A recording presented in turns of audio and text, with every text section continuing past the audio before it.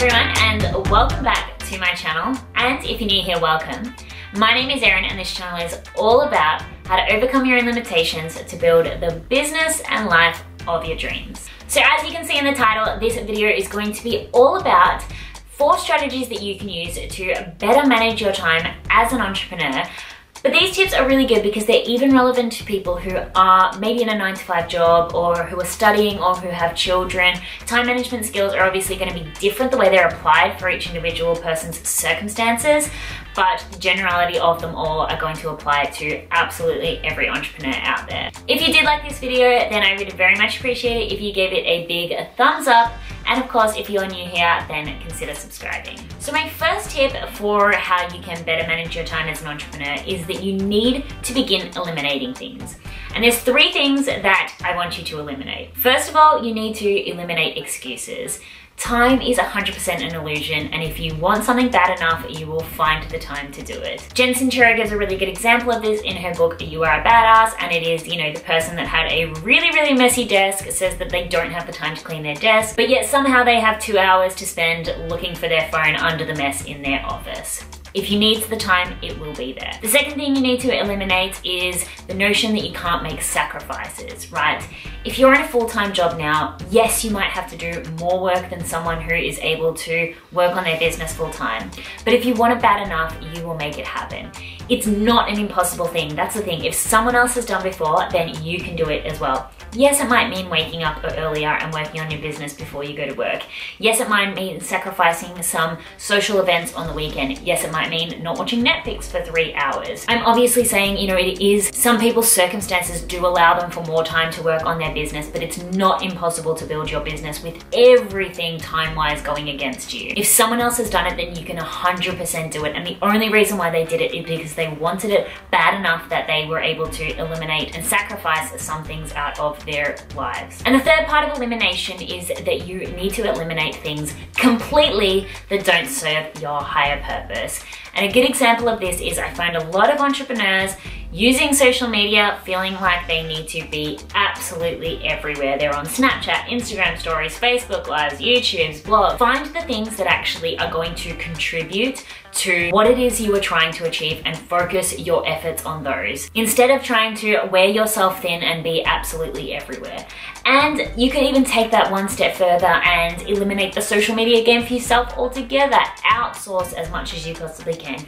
As many things as you can eliminate within your business that aren't serving you, then make sure you do. Don't just do things because someone else is doing them or because you think you should, because that is a waste of time. So my second tip for how you can better manage your time as an entrepreneur is to chunk things.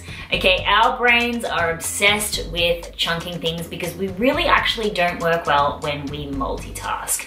So I'm going to speak about this in a content creation context. If you are, say for example, creating blogs, YouTube videos, newsletters, do them all in one huge batch. Now you can obviously do this at the beginning of the week, you could do this at the beginning of the month, whatever obviously suits your schedule.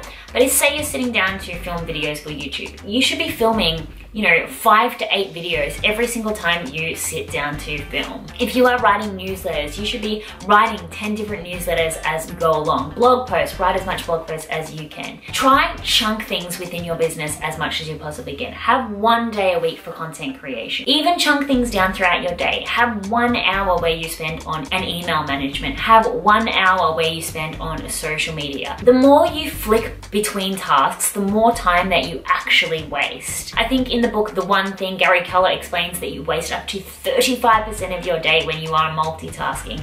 And especially us in the digital age, we are so distracted. The more tabs we've got up, the more different things we've got going on at a time, the more we are going to be distracted and less time we're going to have to be productive. So the third tip, and this one kind of follows along from chunking things and doing a whole bunch of relevant things in one chunk of time, is that you want to automate and schedule as much as you possibly can within your business. When you are running a one-woman show, there's so many different things that you can do, and as much as you can use automation's help, the better. If you can't hire a VA, all social media should be scheduled. If you've just sat down and filmed and edited 8 videos, then upload them and schedule them, and you don't have to think about them again for the rest of the month.